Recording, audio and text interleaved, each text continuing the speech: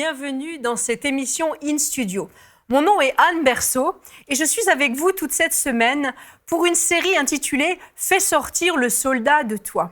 Nous avons vu déjà pendant les 4 premières sessions que le soldat se levait. Nous sommes appelés en tant qu'enfants de Dieu à nous lever pour le combat spirituel parce que la prière fait réellement une différence et nous avons toutes sortes de défis à relever. Vous savez que pendant notre pèlerinage sur Terre, nous avons 2 objectifs principaux.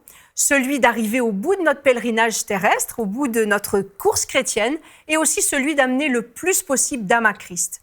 Alors, nous sommes des soldats qui nous levons, et c'est ce que nous avons vu dans la première session.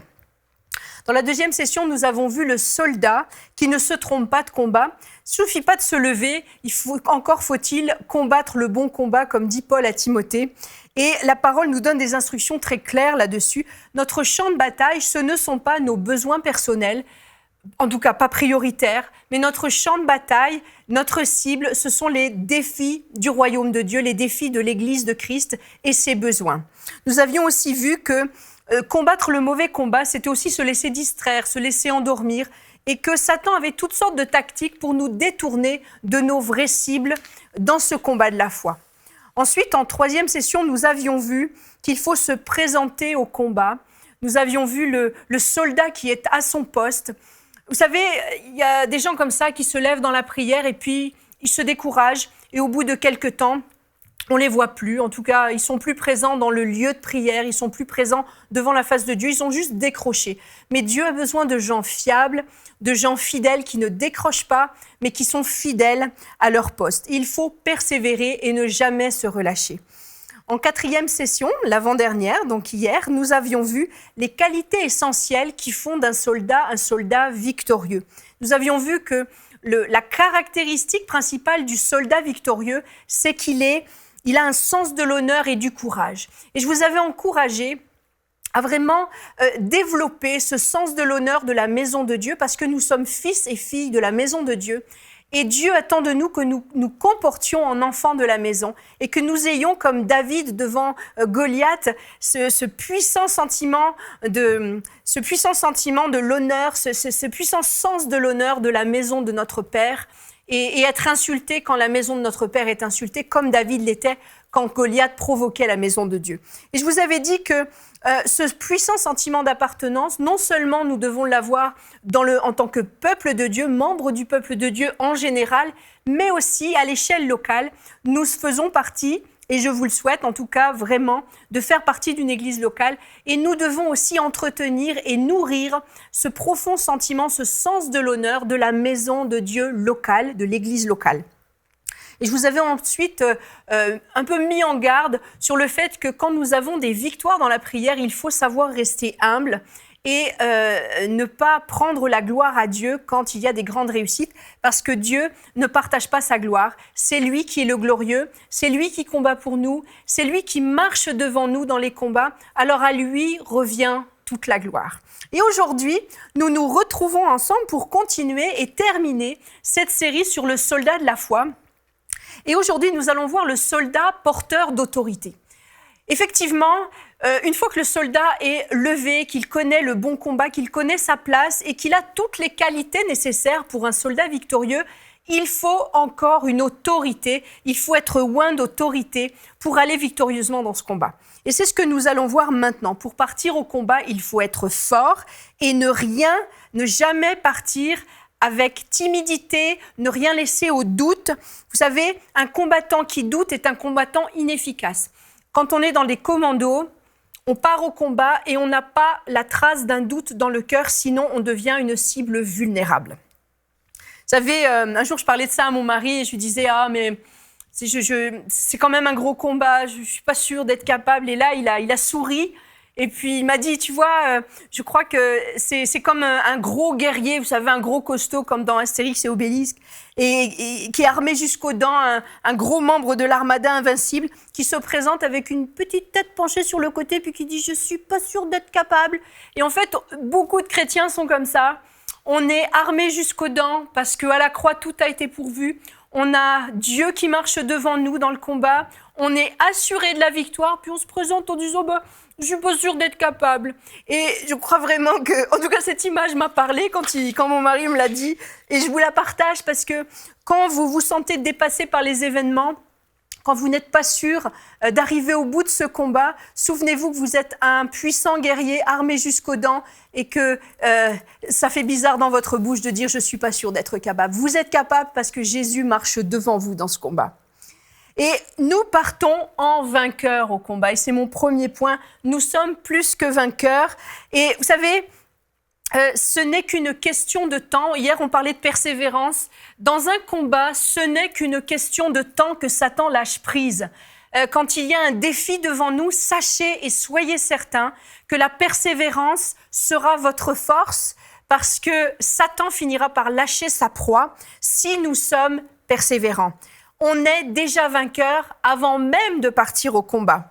Vous savez, Paul dit aux Romains dans Romains 8, 37, « Mais en toutes ces choses, nous sommes plus que vainqueurs par celui qui nous a aimés. » Et vous remarquez bien qu'il est dit « Nous sommes plus que vainqueurs », pas « nous serons » ou « nous pourrions l'être », mais « nous sommes plus que vainqueurs ». Il faut que vous soyez vraiment assurés que la victoire est acquise avant même d'entrer dans le combat.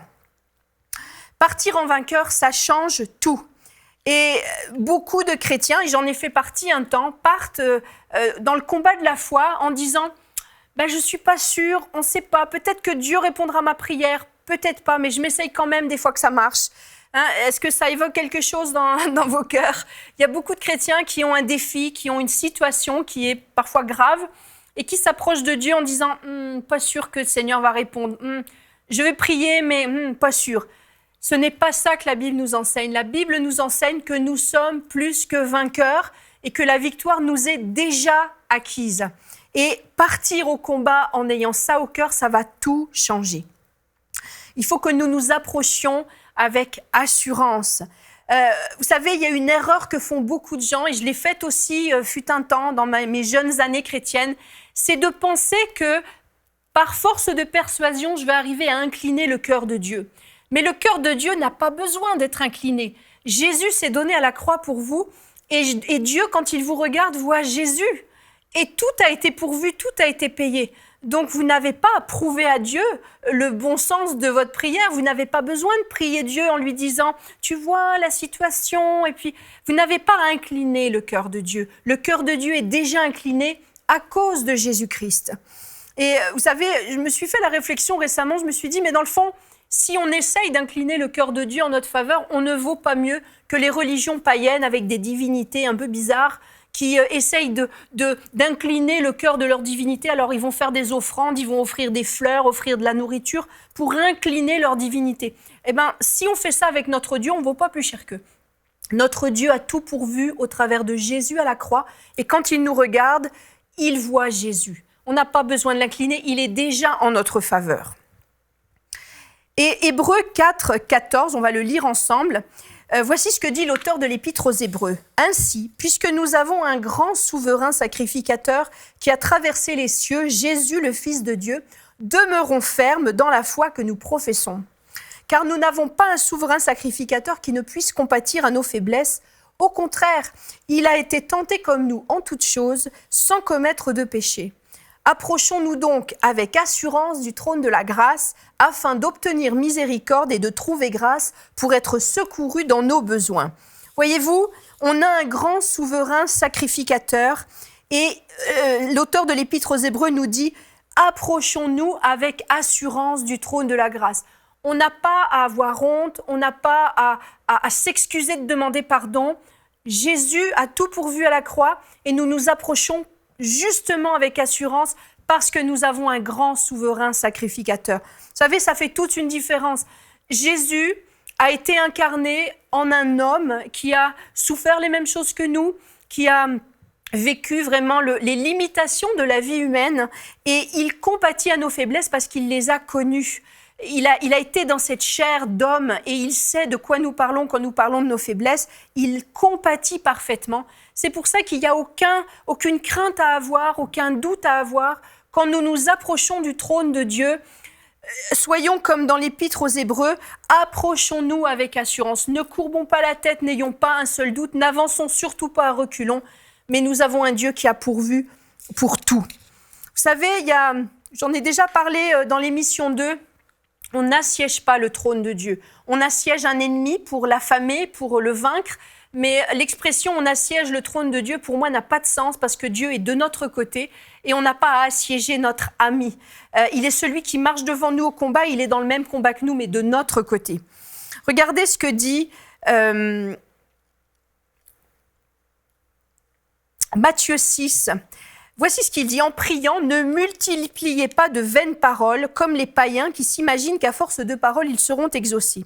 Ne leur ressemblez pas, car votre Père sait de quoi vous avez besoin avant que vous le lui demandiez. Vous savez, beaucoup de gens, je vous l'ai dit, essayent de convaincre Dieu du bien fondé de leur demande et ils partent dans un flot de paroles, un moulin de paroles en essayant de convaincre Dieu en faisant beaucoup de bouillon. Mais regardez, en priant, ne multipliez pas de vaines paroles. C'est la caractéristique des païens qui s'imaginent qu'à force de paroles, ils seront exaucés. Il ne faut pas que nous soyons comme ça. Vous savez, Dieu, dans sa grande sagesse, dans son intelligence qui dépasse la nôtre, connaît nos besoins avant même que nous ayons ouvert la bouche. Et c'est pas parce qu'on va le noyer de paroles et d'explications pour lui prouver qu'on a raison de lui demander, c'est pas ça qui va répondre à nos besoins. Il connaît avant même qu'on ait ouvert la bouche. Mais ce qu'il veut entendre de notre bouche, c'est qu'on l'aime, c'est qu'on lui rend toute la gloire, c'est qu'on le magnifie dans toute sa splendeur. Il veut entendre de notre bouche qu'on confesse la vérité de la parole de Dieu.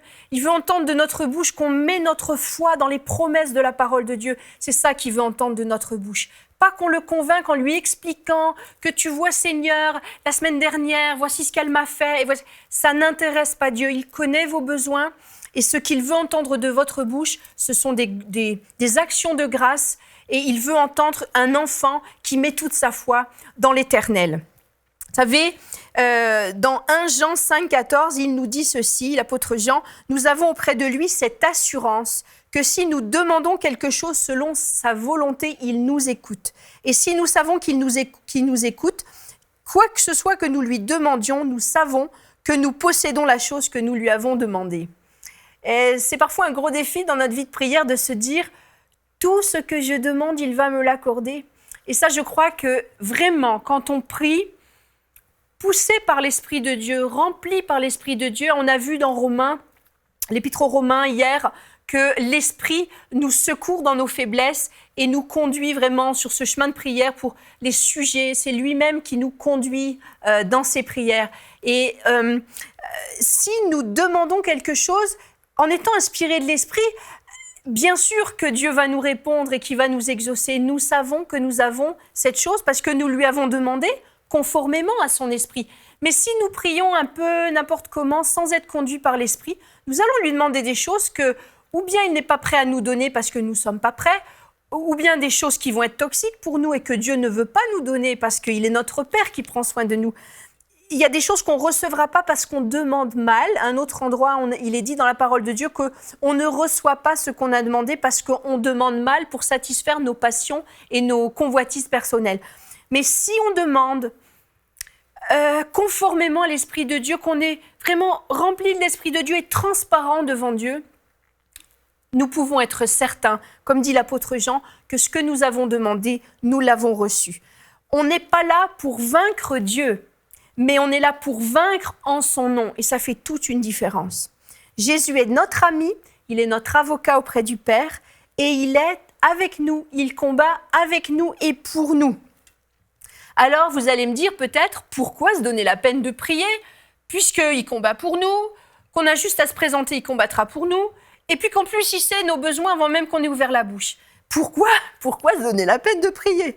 Eh bien, comme je vous l'ai dit précédemment, il faut se fortifier pour aller à l'assaut. Ce que Dieu veut entendre de notre bouche, c'est justement qu'on confesse sa gloire, qu'on confesse les vérités de la parole de Dieu et qu'on soit vraiment des cœurs vaillants dans la prière. Et vous savez, se fortifier, ce n'est pas au dernier moment, quand le combat se présente, qu'on va le faire. Se fortifier, c'est de la longue haleine, c'est du long terme, et il faut qu'on s'applique dans un contact quotidien avec notre Dieu à accumuler des forces.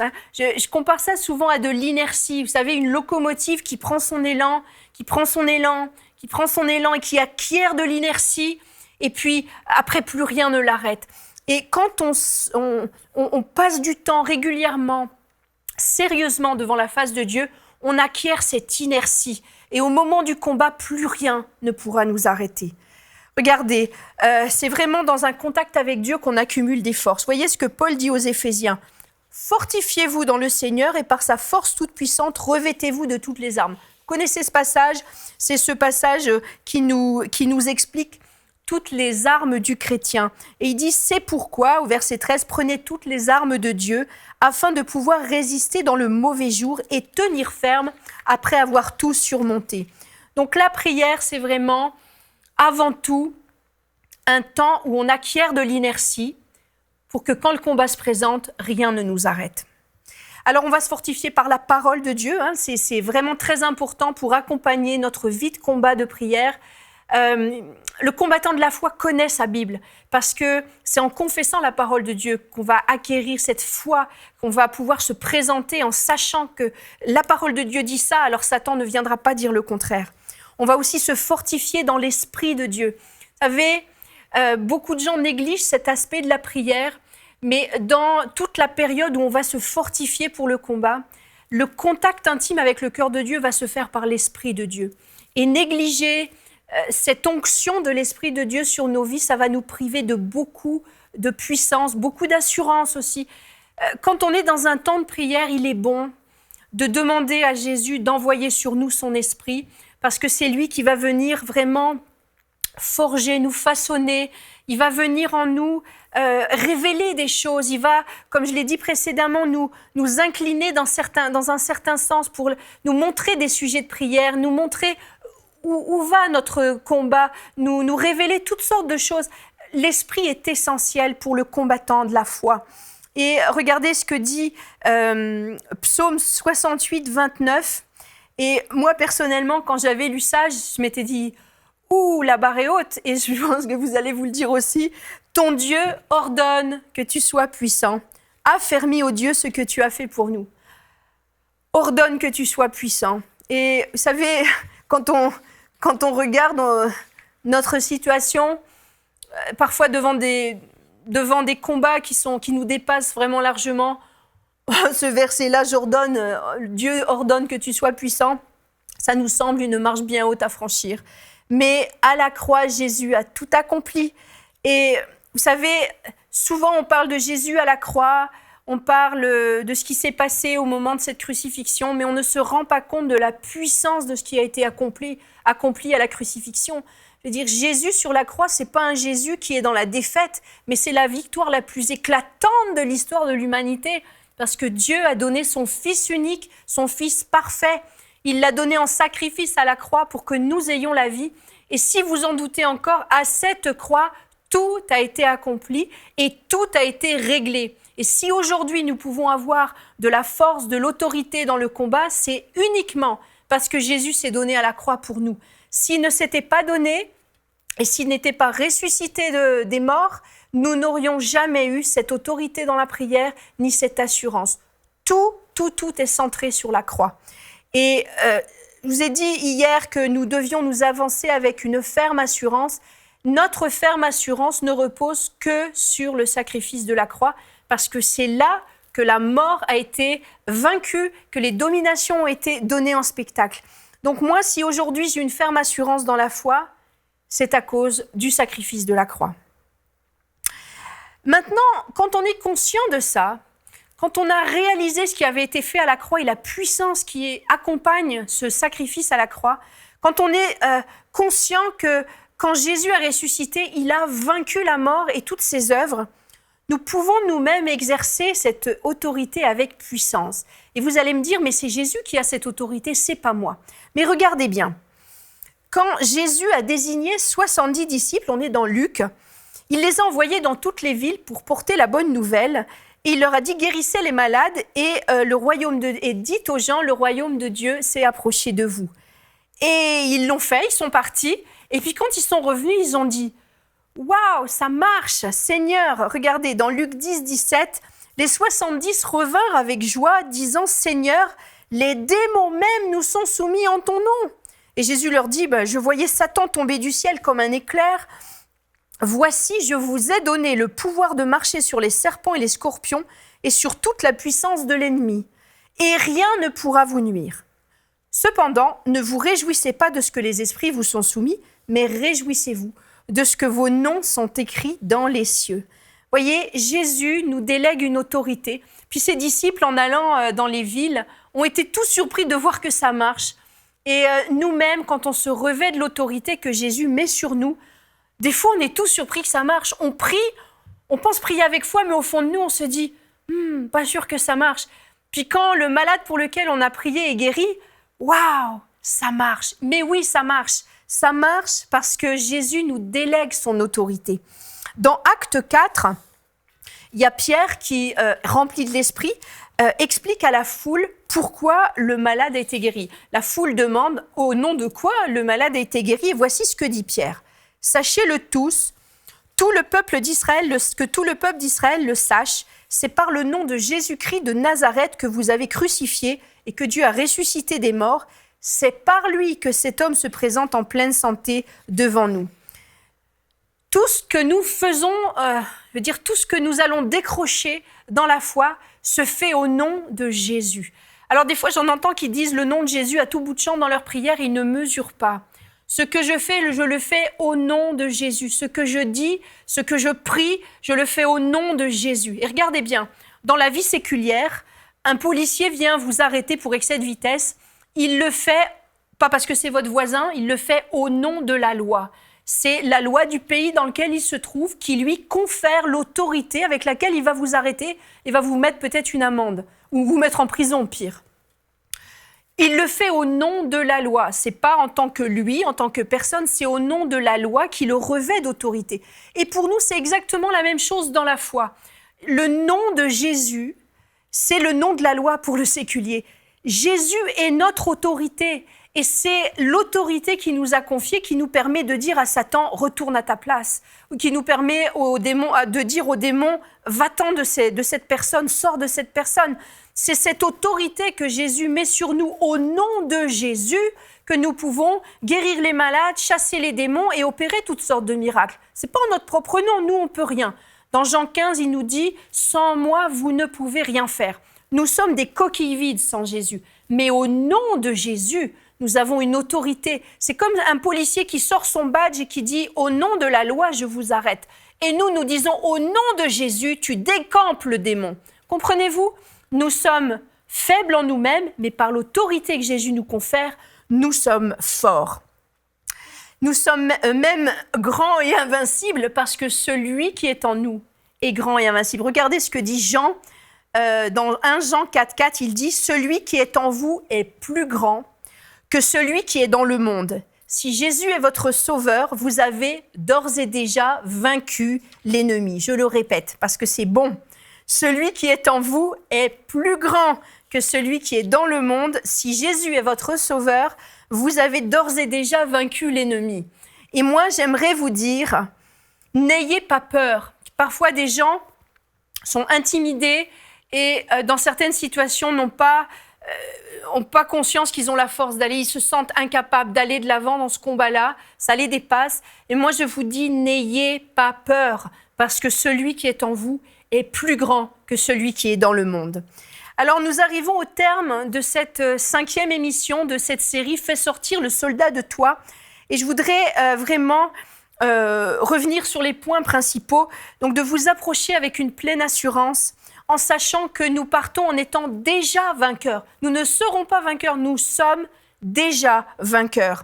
Aussi, vous rappelez que nous n'avons pas besoin de convaincre Dieu parce qu'il connaît déjà avant même qu'on ouvre la bouche. Et nous n'avons pas besoin d'aller l'incliner en notre faveur. Jésus, quand il s'est donné à la croix, a définitivement incliné le cœur de l'Éternel en la faveur de ses enfants. Et je vous ai encouragé à vous fortifier parce qu'il y a un temps précieux dans lequel on va prendre une inertie pour aller victorieux au combat. Et vraiment, je voudrais terminer en vous disant de manier tout cela avec humilité et sans jamais douter. Je vous rappelle ce qu'on a dit à la session précédente, c'est qu'il ne fallait pas prendre la gloire à Dieu et devant la victoire, toujours se souvenir que c'est Jésus qui a tout accompli, que c'est lui qui marche devant nous et que si nous avons eu la victoire, c'est parce que l'Éternel l'a livré entre nos mains. Vous savez, j'aime bien regarder les noms et Jacob a été débaptisé par Dieu. Il lui a donné un nouveau nom, il lui a donné le nom d'Israël et je regardais ce que ça voulait dire. Ça voulait dire Dieu domine ou lutteur de Dieu, vainqueur de Dieu, prince de Dieu, champion de Dieu. Alors moi, ma prière pour vous et pour moi-même, c'est que nous devenions des champions de Dieu, pleinement équipés de tout l'équipement possible du chrétien et en pleine assurance quand nous nous approchons du trône de Dieu, que nous soyons des champions de Dieu, qui ne nous laissons pas intimider par la difficulté du combat, des soldats de Dieu, des champions de Dieu qui persévèrent, des champions de Dieu qui ne lâchent pas leur poste, des champions de Dieu remplis de l'esprit, des champions de Dieu qui connaissent leur maître. Et vraiment, moi, ce que je vous encourage à faire vraiment, à la suite de cette série, c'est de repasser dans vos cœurs ces passages que nous avons lus et de vous lever comme un combattant solide. Le temps des petites prières est passé et maintenant, c'est une nouvelle saison dans votre vie. C'est une saison où vous allez pleinement rentrer dans le combat spirituel et il y a du travail dans le combat spirituel, dans vos familles, dans votre église. Il y a du boulot. Alors, il est temps de tourner la page des petites prières sans puissance et de vous lever, remplis de l'Esprit de Dieu et ayant dans votre cœur tout cet équipement que donne l'Éternel. Et moi, c'est ma prière. On va prier ensemble, si vous le voulez bien. Père éternel, je te prie de nous oindre puissamment de ton esprit, de faire de nous des combattants solides, des combattants de la foi, qui n'ont pas peur de se lever face à l'ennemi, qui n'ont pas peur de remettre Satan et ses œuvres à leur place, des serviteurs de Dieu, des combattants de Dieu remplis de la puissance d'en haut et ayant dans leur cœur une ferme assurance que tu as tout combattu pour nous et qu'à la croix, tout a été accompli. Que l'Éternel soit votre force, il est la mienne et vraiment mon souhait pour vous, pour cette année qui vient devant vous, c'est que vous soyez vraiment différents des mois passés et que vous y ait vraiment en vous un guerrier qui sorte, qui est vraiment ce soldat qui sorte de toi et que vous vous leviez puissamment dans la prière. Et vous savez, c'est très gratifiant quand on a prié et que l'Éternel a répondu. Et j'allais dire, les premiers pas sont les plus difficiles parce qu'après, vous allez tellement avoir de satisfaction et aussi de foi qui va se bâtir en voyant l'Éternel répondre à vos prières, que vous allez devenir un champion de Dieu, un lutteur de Dieu, comme je vous ai dit, un vainqueur de Dieu. Alors, soyez bénis, continuez votre marche chrétienne, ne lâchez pas et vraiment soyez de ceux qui auront vaincu, comme nous dit l'Apocalypse.